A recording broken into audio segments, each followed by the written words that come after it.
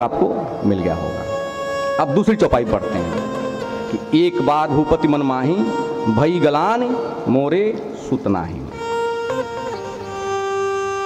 एक बार क्यों, पहले क्यों नहीं? अच्छा प्रश्न है कि भाई पहले भी उनके मन में ये बात आ जाना चाहिए था।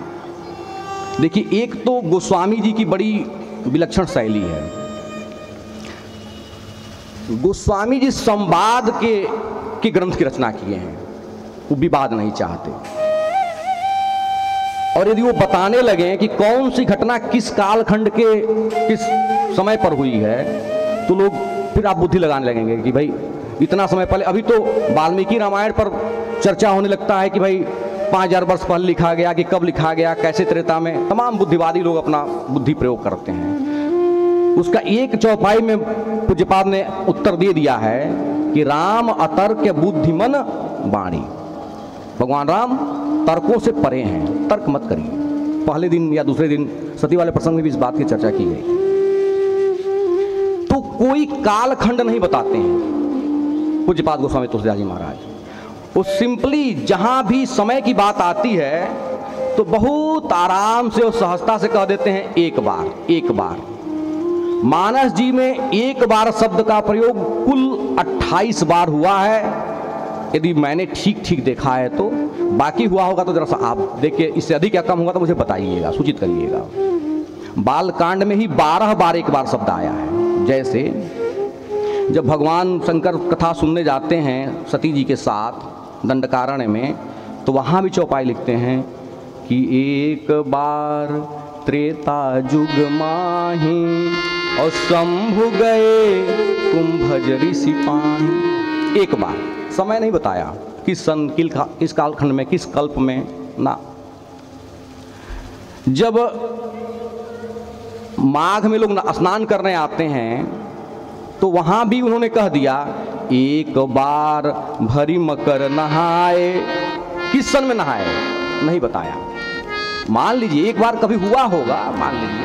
समय को लेकर के क्या जीना मरना, समय पर विवाद क्यों करना? यह ग्रंथ तो संवाद का है और विश्व को आवश्यकता संवाद की है।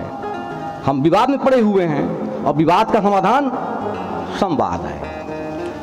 अरण्य कांड में जब चलते हैं, श्रृंगार करते हैं हमारी माता का, तो कह देते हैं कि एक बार चुनी कुसुम सुहाए और निज कर भूषण राम बना। एक बार।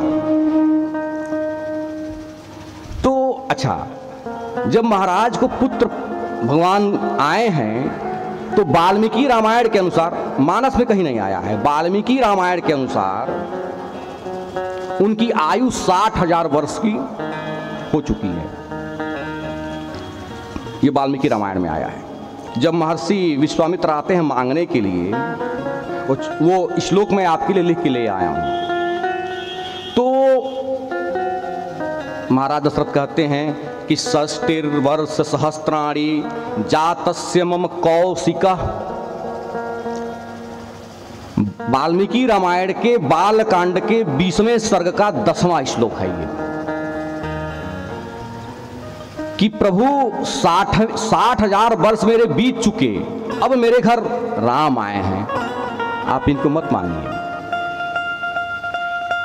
तो 60,000 वर्ष में वो गए हैं गुरु जी के यहां। अब जो आप कहना चाह रहे हैं कि इसके पहले क्यों नहीं गए, देखिए एक संत का भाव ये है कि एक बार वन में जाते हैं मृगया करने के लिए महाराज दशरथ, तो एक हिरणी को देखते हैं, उसके पीछे निशाना लगाते हैं, वो भागती है और भागने का प्रयास करती है, लेकिन देखती कि बच नहीं पाएंगे। तो सरोवर के किनारे में पहुंचती है और सरोवर में छलांग लगाने वाली है, फिर उसके ऊपर वो बाण लगा देते हैं और कहती है कि मैं आपके बाणों से मरने से अच्छा इसलिए कि मैं किसी, वो शब्द कहना मुझे अच्छा नहीं लग रहा है, लेकिन वो कहती है कि जिसके वंश में संतान नहीं है, न पुत्र है न पुत्री है, निर्वंशी कहती है ऐसा शब्द, उसका मुंह देख करके या उसके हाथों में मरना पसंद नहीं करूंगी। उस पर वो छोड़ देते हैं और वहीं उनको ग्लानि होती है, वो बाण की तरफ लगता है, तब वो गुरु जी के यहाँ जाते हैं। लेकिन मैं इससे सहमत व्यक्तिगत रूप से नहीं हूँ, जबकि यह मानस ब्रह्मंजनी में भी यह प्रसंग लिखा गया है। इसलिए कि हमको किसी भी ग्रंथ में यह नहीं मिला, न वाल्मीकि रामायण में मिला, न मानस जी में मिला, नहीं तो अध्यात्म रामायण में मिला, न तो आनंद रामायण में मिला। इतना रामायण तो हम देख चुके हैं और इसकी टीकाओं में भी मुझे कहीं ये चीज़ मिली नहीं। अब संत अपने भाव कहे होंगे, इसलिए कि महाराज दशरथ को पुत्र नहीं था लेकिन पुत्री थी। जब बाबा चौपाई लिखते हैं तो उसी चौपाई में है कि एक बार भूपति मन माही और भई गलानी मोरे सुत नाही, बेटा नहीं है, अर्थात बेटी है। यदि दोनों नहीं रहता तो लिखते संतति नाही।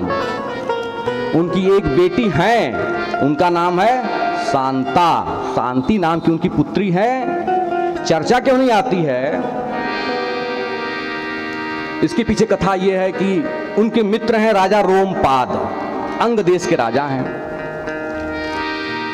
तो इन दोनों को संतान नहीं है और दोनों में मित्रता बहुत है, महाराज दशरथ में, राजा रोमपाद में।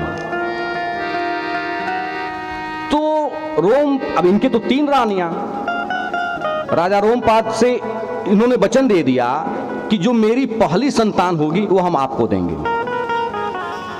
और इस वचन के कारण जब शांता जी का जन्म हुआ है तो उन्होंने राजा रोमपाद को दे दिया है। अब अंग देश में एक बार अकाल पड़ा तो फिर किसी ने बताया कि यदि श्रृंगी ऋषि से इनका विवाह हो, वो आए यज्ञ कराने, तो फिर तो ऋषि श्रृंगी से उनका विवाह हो गया। और मिथिला में महिलाएं जब गाली गाती हैं तो बड़ा इसको ले भागे जटाधारी ऐसे कह के गाती हैं, सिंह वाले से आपने विवाह किया ऐसा कहती हैं। तो बेटी है। तो आपके प्रश्न का मात्र समाधान ये है कि एक बार यह पूज्यपाद गोस्वामी तुलसीदास जी महाराज की विलक्षण शैली है और वो कालखंड की गणना नहीं चाहते हैं। उनके मन में भाव तो कई बार आया, लेकिन उस बार विशिष्ट रूप से आ गया कि चौथापन आ गया, पता नहीं कब यह शरीर छूट जाए, अब तो गुरु जी के पास चलना चाहिए, इसीलिए केवल एक बार लिख दिया। आशा है कि आप इससे संतुष्ट हुए होंगे। मुझे आशीर्वाद दीजिएगा।